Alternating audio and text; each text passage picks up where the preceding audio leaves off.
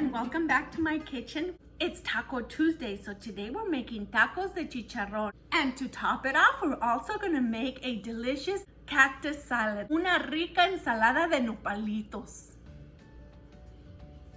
We're gonna start out by slicing the pig belly into small strips like these. I'm gonna be using about 4 to 5 pounds of pig fat. That may seem like a lot, but once it's done cooking, it's gonna diminish quite a bit.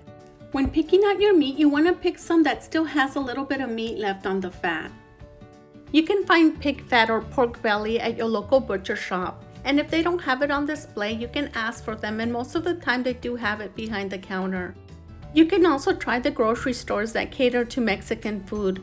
90% of the time they will have it on display. When picking out your meat, you want to pick pieces that still have a little bit of meat left on the fat. That's going to give you the best chicharrones. One of the things that I like to do before I begin to cut the meat is soak the meat in a little bit of vinegar and water. This helps to disinfect it. You can also rinse it off really well before you begin to cut it. As I'm slicing the meat, I'm placing it in a heavy bottom stock pot. Once we're done with the meat, we're going to set it aside in a separate bowl or a measuring cup. Add half a cup of water with 1 tablespoon of salt. Mix until the salt is completely dissolved.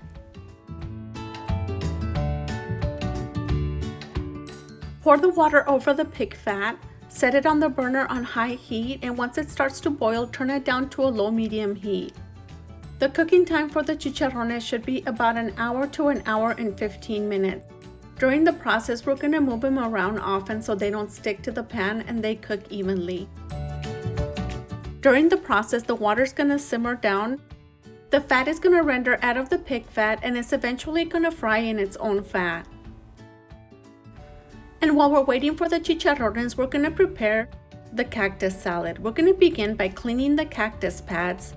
And for that, you're going to need a small paring knife to remove the bumps and the thorns on each side of the cactus. When picking out your cactus pads, you want to pick the ones that are smaller because those are the most delicious. Once the cactus pads get too big, they're not edible. So you want to pick them when they're nice and tender like these. I'm going to be using 6 cactus pads, and that should give us about 3 cups of cactus.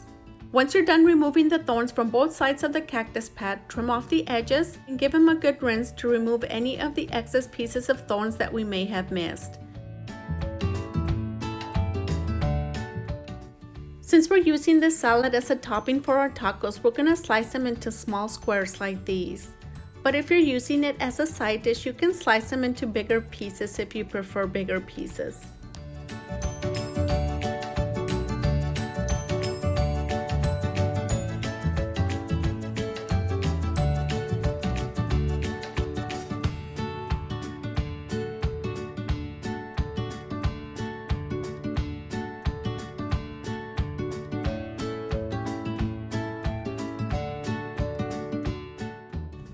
Transfer the diced cactus to a medium stock pot along with 1/4 of an onion, 2 garlic cloves, and a handful of cilantro. Add 4 to 5 cups of water to the pot along with a teaspoon of salt. Place it on the burner on high heat. Once it reaches a boiling point, turn it down to a medium-high heat and boil for 25 to 30 minutes. They should have a nice pale green color when they're done. Drain out the water and fish out the garlic, onion, and the cilantro.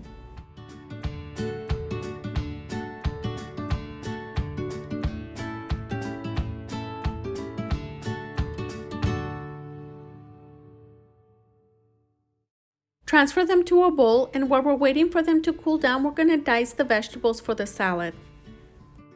We're going to dice half an onion, 2 Roma tomatoes, 2 serrano peppers.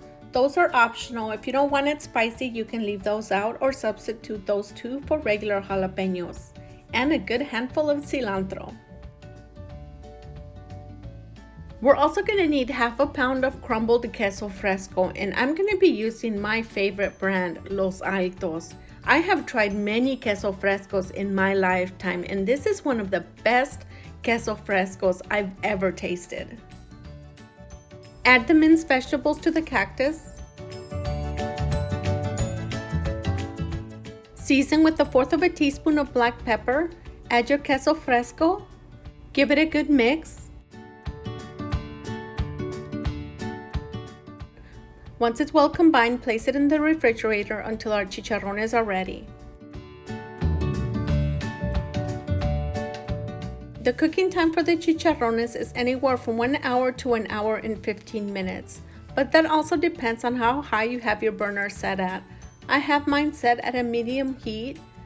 Just make sure to check on them often and move them around. Once the fat starts to render from the chicharrones are going to fry in their own fat. No need to add any additional fat or lard. Once you remove the chicharrones, you can discard of the fat properly, or you can save it and reuse it to prepare other dishes. Once it cools down, strain out the bits of chicharrones left in the grease, transfer it to an airtight container or a Tupperware, and refrigerate it, and it can last for a few weeks. The chicharrones are just about done. Before we begin to remove them, we're going to prepare a baking dish lined with a clean paper towel. When removing the chicharrones, we're going to place it in the baking dish. The excess grease from the chicharrones is going to soak off into the paper towel.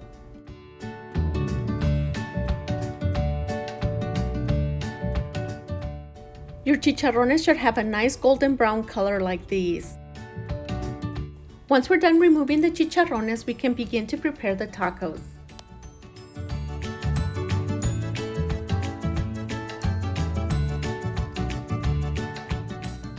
For these tacos, we're going to use corn tortillas, and I'm going to be using a double tortilla for these tacos. We're going to add a good spoonful of the chicharrones and a hefty spoonful of the cactus salad. These tacos don't require any additional toppings, but you can add other toppings if you prefer additional toppings. You can also add a little bit of lemon juice and top it off with your favorite salsa. And now for my favorite part, the taste test.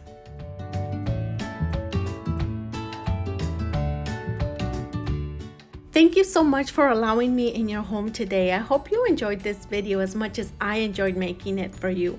And if you're looking for other taco recipes, click on the playlist in the corner. Here you'll find a variety of taco recipes for your next Taco Tuesday. If you're new to this channel and would like to receive more updates on videos like this, hit that subscribe button and hit that little bell so you can get a notification each time I upload a new video. And if you're already a subscriber, thank you so much, and I'll see you on a different day with a different recipe. Thank you so much for watching.